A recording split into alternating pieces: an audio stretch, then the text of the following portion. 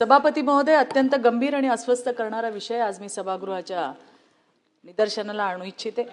बदलापूर येथे आर्थिकदृष्ट्या दुर्बल अशा महिलांना पैशाचं आमिष दाखवून त्यांच्या गर्भाशयातील बीजांड काढून बेकायदेशीर विक्री झाल्याची प्रकरण जे आहे ते समोर आलेलं आहे, उघड झालेलं आहे। सभापती महोदय, हे केवळ गुन्हेगारी प्रकरण नाही तर गरीब महिलांच्या शरीराचे उघड व्यापारीकरण आहे। त्यांच्या गरिबीचा, त्यांच्या आरोग्यातील अज्ञानाचा गैरफायदा घेत त्यांच्या शरीराला बाजारातील वस्तू बनवलं गेलं, हे अत्यंत वेदनादायक आहे। सभापती महोदय, मी या ठिकाणी गेले होते, इथली माहिती घेतली की कुठल्या महिलांना या ठिकाणी वापरलं जातं, त्यांचा वापर केला जातो। ज्या महिलेला एकतरी अपत्य झालेलं असेल अशी महिला हेरून त्या ठिकाणी तिचा वापर केला जातो। तिचं बीज फर्टाईल झालं की तिला पैसे दिले जातात। त्यांचे जे काही सेट केलेले IVF सेंटर आहे ते काही महाराष्ट्रात आहेत, काही महाराष्ट्राच्या बाहेर आहेत, तेलंगणा असेल, कर्नाटक असेल किंवा इतर राज्यांमध्ये। त्या ठिकाणी नेऊन त्यांच्यावरती अशा पद्धतीने बीज काढण्याची प्रक्रिया केली जाते। त्यानंतर कुठलंही मेडिकल त्यांना कुठली सुविधा न देता त्यांना तसंच पाठवण्यात येतं। या गोष्टी समोर आल्यात। आता हा आहे विषय, पण हा प्रश्न एवढ्यावरच थांबत नाही सभापती महोदय। ठाण्यातलं या स्त्री बीज प्रकरणाचं नाशिक कनेक्शन समोर आले। डॉक्टर अमोल आणि वंदना पाटील यांना नाशिकमध्ये IVF सेंटर चालवण्याची परवानगी दिली असताना त्यांनी ठाण्यामध्ये सब सेंटर उघडलं। त्यांनी सांगितलं नाही आम्ही कन्सल्टिंगच करतोय, पण मी तुम्हाला जबाबदारीने सांगू इच्छिते तिथेही इंजेक्शन्स दिले जात होते। आत्ताच मला मिळालेल्या माहितीनुसार त्यांच्यावरती कारवाई करण्यात आलेली आहे सरोगसी नियमन कायदा 2021 अंतर्गत, आणि त्यामध्ये डॉक्टर अमोल पाटील यांना त्या ठिकाणी अटक करण्यात आलेली आहे। हे सरोगेट मदर आणि स्त्री बीज मिळवून देणारे प्रमुख एजंट म्हणून काम करत होते अशी माहिती सुद्धा त्या ठिकाणी समोर आली आहे। सभापती महोदय, पोलिसांचंही मी अभिनंदन करीन की पहिल्यांदा 3 आणि नंतर 1 असे 5 आरोपी त्यांनी त्या ठिकाणी पकडलेत, आणि हे केल्यानंतर बरेच IVF आणि ART सेंटरवरती धाडा पडल्या, 10 लाखाचा माल त्या ठिकाणी हस्तगत केला। पण ही भीती आहे की हे रॅकेट फक्त ठाणे, मुंबई, महाराष्ट्र नाही तर संपूर्ण राज्यामध्ये आणि देशातही याची व्याप्ती वाढल्याची भीती आहे, आणि ती काही नाकारता येणार नाही। यामध्ये महत्त्वाचं म्हणजे हा प्रकार केवळ काही दलालांपुरता मर्यादित नसून परवानग्या, प्रमाणपत्र आणि वैद्यकीय नियमनातल्या संभाव्य त्रुटी याही त्या ठिकाणी संबंधित आहे। मला या ठिकाणी काही सूचना सरकारला करायच्यात आणि 3 स्पेसिफिक प्रश्न मला विचारायचे। सूचना ही आहे की 20 पेक्षा जास्त महिलांचा या ठिकाणी सभापती महोदय वापर केला गेलाय। याची पाळंमुळं जसं मी म्हटलं तसं ठाण्यापुरती नाही, संपूर्ण राज्यात, देशापर्यंत असू शकतात। मी घेतलेल्या माहितीप्रमाणे या महिलांना प्रचंड पॉवरची, काही सीसींची इंजेक्शन्स दिली जातात, आणि त्याच्यामुळे ज्या वेळेला तुम्ही इंजेक्शन घेता या प्रक्रियेमध्ये तिच्या शरीरावरती निश्चितपणे परिणाम झाल्याशिवाय राहणार नाही। 10 ते 12 वेळा एका महिलेने 10 ते 12 वेळा बीजांड दिलेल्या सुद्धा महिला त्या ठिकाणी आहेत, आणि म्हणून मला त्याची माहिती वैद्यकीय तपासणीनंतर समोर येईलच। पोलिसांनी योग्य कलम लावलेली आहेत, वेगळ्या प्लॅटफॉर्मवरती तिथे ती कलम लागलेली आहेत, परंतु जर वैद्यकीय तपासणी त्यांची झाली तर या इंजेक्शन्समुळे त्यांच्या शरीरावरती काय परिणाम झालाय याचा वैद्यकीय जर रिपोर्ट आला तर मला वाटतं ही केस आणखीन स्ट्रॉंग होईल। त्याचबरोबरीने माझी आणखीन एक सूचना आहे की गृह खात्यामध्ये जसं ICGSचं पोर्टल आहे की कुठलाही आरोपी असेल त्याला एका क्लिकवर त्याची पूर्ण माहिती मिळते, आधी कुठल्या प्रकरणात होता, कुठल्या पोलीस स्टेशनला होता, काय परिस्थिती आहे। तसंच IVFचं पोर्टल सुरू करावं ही पण माझी सूचना आहे ना। ते चांगले आहेत, पण सूचनाची अंमलबजावणी कराल का?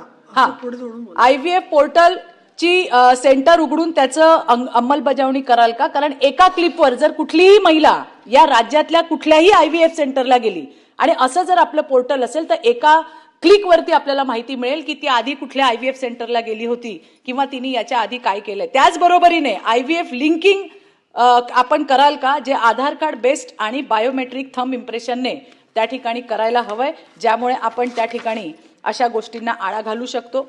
एवढंच नाही, प्रत्येक सरकारमान्य IVF सेंटर या ठिकाणी काय नियम म्हणतोय की सुरुवातीपासून शेवटपर्यंतचे सगळे उपचार जे आहेत ते त्या ठिकाणी देण्यात यावे। अशा पद्धतीचे आणखीन किती IVF सेंटर आहेत ज्यांनी सब सेंटर उघडलेत आणि त्याच्या माध्यमातून हा गोरखधंदा त्या ठिकाणी चालतोय। प्रत्येक महिन्याला मी वाचलं की आम्ही एक कमिटी नेमली आहे आणि आता त्याचं ऑडिट होणार आहे। 3 महिने वर्षाने नाही, प्रत्येक महिन्याला व्हायला काही पाहिजे. लक्षवेधीमध्ये आपल्याला उत्तर आलं की परत प्रश्न विचारायची संधी आहे. हो. तर प्रश्न आता रूपामध्ये प्रश्न मांडा विचारते तुम्ही. प्रश्न विचारते सभापती महोदय.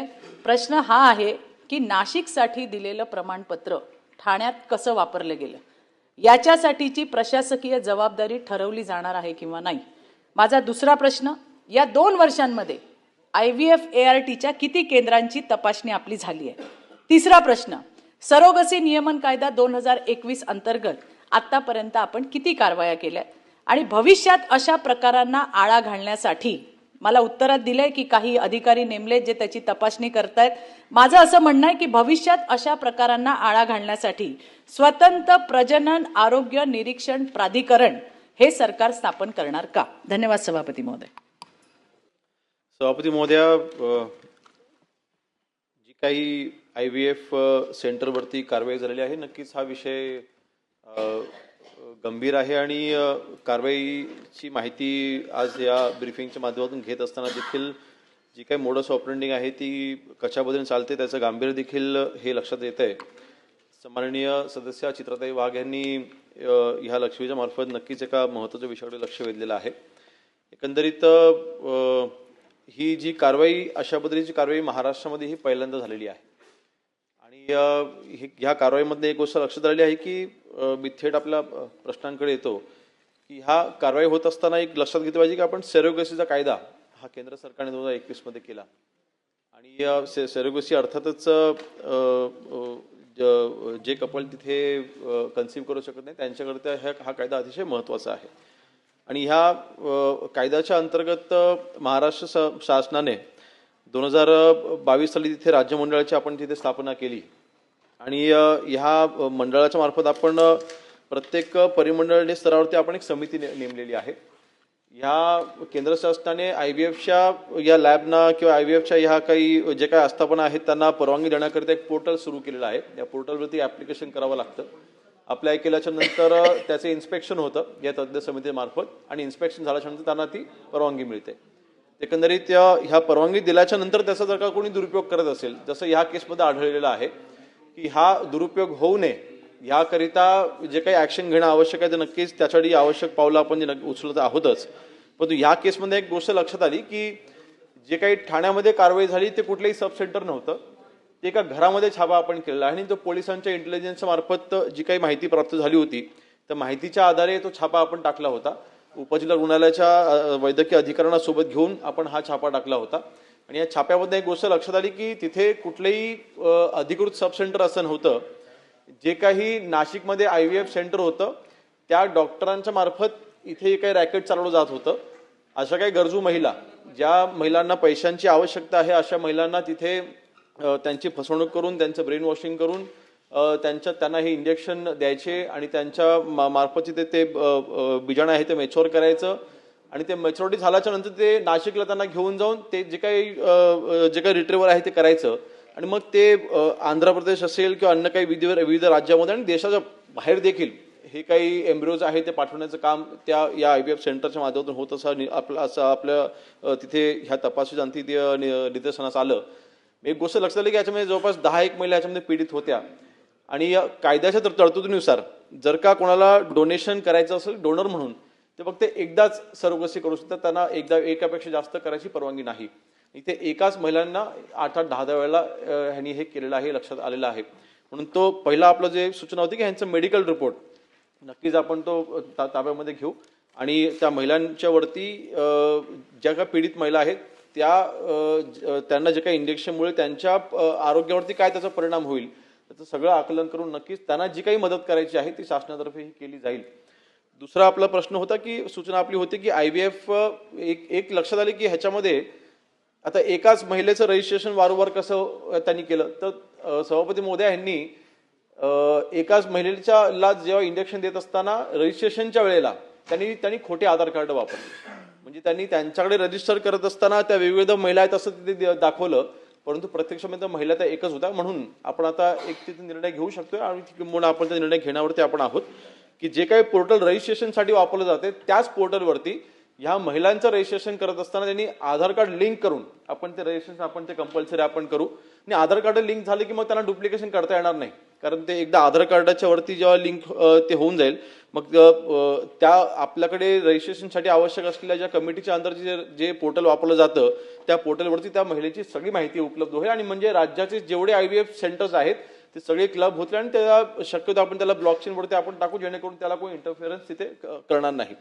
तर मला वाटतं सभापती महोदया, आपण कारवाई करत असताना आता राज्यामध्ये एकूण जवळपास 860च्या दरम्यान ही IVF सेंटर्स आहेत आणि ह्या कारवाईच्या अनुषंगाने नक्कीच ह्या 860 सेंटरमध्ये पोलिसांच्या मार्फत आणि जी काही तज्ज्ञ समिती आहे जी आरोग्य विभागाशी संबंधित आहे अशा संयुक्त कारवाया ह्या सर्व 860 जे काही IVF सेंटर आहेत त्यांची संपूर्ण माहिती ही गोळा केली जाईल.